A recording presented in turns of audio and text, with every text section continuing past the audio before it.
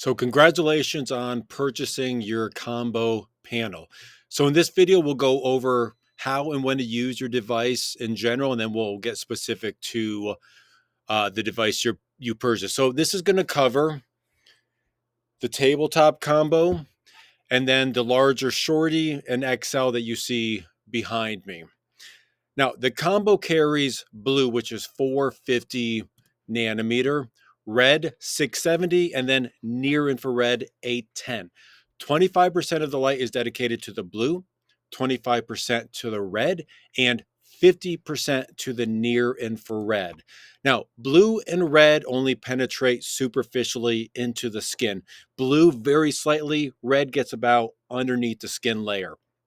So you don't need a whole lot of energy or time with the blue or the red to fully saturate as far as it's going to go. The near infrared will penetrate significantly deeper. So we want to get bone, brain, muscle, joint, lymph, organs. That's what we want. It's going to take a lot longer for the near infrared to fully saturate because it's going so much deeper. All right, now I added the blue to my devices mainly for people dealing with seasonal affective disorder. So this is typically during the cold winter months, wet, rainy days where there's little sunshine. The blue through the eyes acts like sunlight and tells the body to increase serotonin, decrease the sleepy hormone melatonin, and helps balance their circadian rhythm. So this is why using the combo in the morning is ideal. Now, because the blue does mimic the sun, you'll want to have the blue off if you're using the device in the later afternoon to evening nighttime. This effect is only when the blue is affecting the eye. So when you see the blue, if you're using the light away from the face or you're wearing the goggles, this is not going to be a concern. So morning time, it's great to use the red, blue, near infrared. And then in the later afternoon, evenings, we're just going to be using the mode with the red and the near infrared.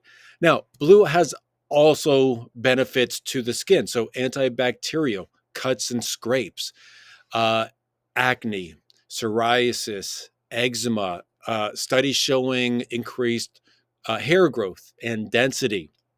Now, when the light is pulsed, particularly at 40 hertz, the blue has been shown beneficial for cognitive issues, along with the red and the near infrared. Uh, so that's why it's best in the morning to do the red, near infrared, blue, pulse it at 40. It helps to raise the brain wavelengths to more of that gamma alert active state. Now, the pulsing really distinguishes the light path from most devices, although they're starting to catch up with the science. The pulsing is simply the on and off of light, but it's very specific frequencies known as hertz and very specific duration. So pulsing has generally shown greater results over non-pulsing or continuous wave. As research is ongoing, we're going to learn more and more, but the majority of the research has been focused on 10 and 40 hertz, showing improvements for cognitive disorders such as dementia, Parkinson's, depression, anxiety, chronic fatigue, increased energy and mood. So again, that's why in the morning time, blue, red, near infrared, 40 hertz. Now, 10 hertz with just the red and near infrared can be used in the evening to help quiet the brain. So, however, the brightness of the light can sometimes actually trigger a decrease in melatonin because the body still sees it as sunlight because of the brightness. So, in that case, you could wear the sunglasses to diminish the brightness. Now, I do like to mix a higher pulse setting like a 587 or 1174 and alternate that with the 10 or 40. So when using the light in the morning, particularly if it's shining on the face area, I'm always going to use the 40. But for other body areas, I like to alternate between a high and a low pulse. So Monday could be 40 and Tuesday could be 587. I try not to complicate things with all these different pulse options. So find the 2 or 3 pulses that you like, stick with those. Now, with pulsing, if you're photosensitive to flashing light, it can cause dizziness, headaches, nausea. For the rare case, seizures. So if you're in the latter of seizures, just don't use pulsing at all. If it's just creating the annoyance or the headaches, go to a higher pulse where the eyes don't detect the flashing. So that's going to be anything over 80. So that first setting is going to be 147.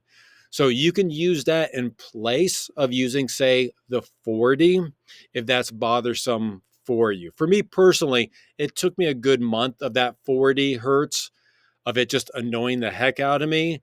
And then I just calmed down and I was fine. So sometimes it just takes a little bit for the body to get used to.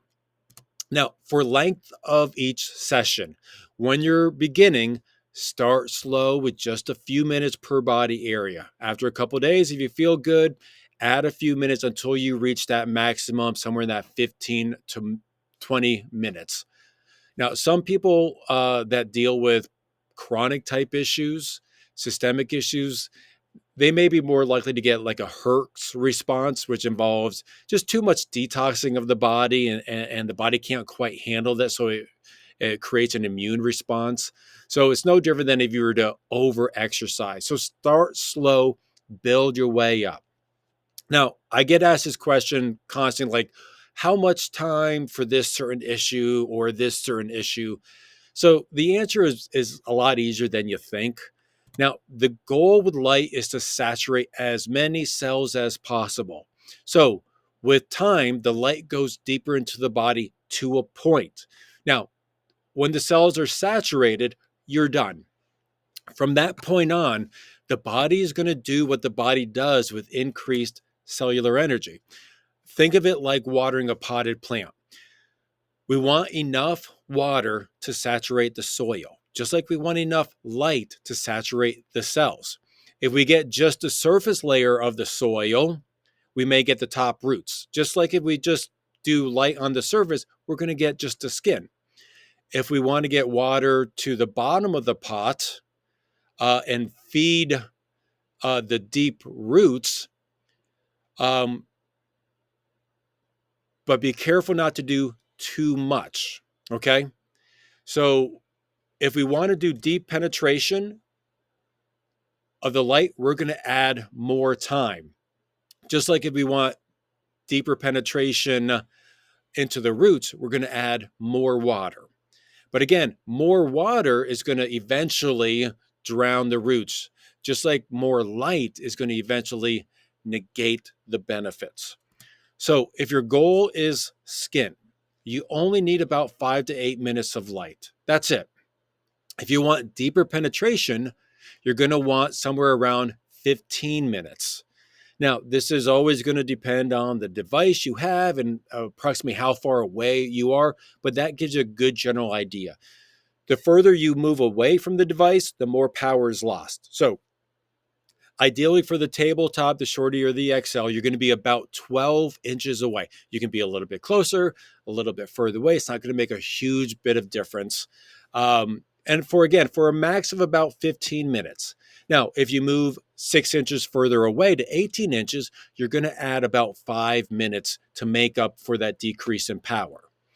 Now, this is per body area. So you can be doing 15 minutes on your top front or 15 minutes of this on the side of your face. And then I can move it around and I can do 15 minutes, 12 inches away on the other side. Or if I've got a big device behind me, then I can turn around, get my front for 15 minutes. I could stand up and then get my legs front and back as well. Now, that can be a lot each day, and you may not have the time. Fortunately, 3 times a week per body area is sufficient. 5 times, maybe a little bit better. So do what's best for your schedule to stay consistent. So you could do half the body on Monday and do the other half on Tuesday. Me personally, I focus on my top half, meaning I'm going to be able to get light down from the testicles to the top of my head. That's what I want. If I'm working out and my legs are sore, if I'm exercising, if I injured my leg, then I can go ahead and I'll put light on my legs. So you choose what's best for you depending on your situation. So when you situate yourself in front of the light, you want your skin exposed. Light will not penetrate clothing. So you also want clean, dry skin. No lotions, no creams, no makeup, no moisture on the face. That will reflect the light. Now, as the light is super bright, it's best to keep your eyes closed. However, light is extremely beneficial for eye health and brain health. So only wear the goggles if you are photosensitive, if the brightness is causing eye strain, or if your doctor recommends. So whether you have the tabletop, the Shorty, or the XL, the setup is basically going to be the same. So what we're going to do is we'll start on the back and we'll work our way to the display, and then I'll show you a couple ways of using it.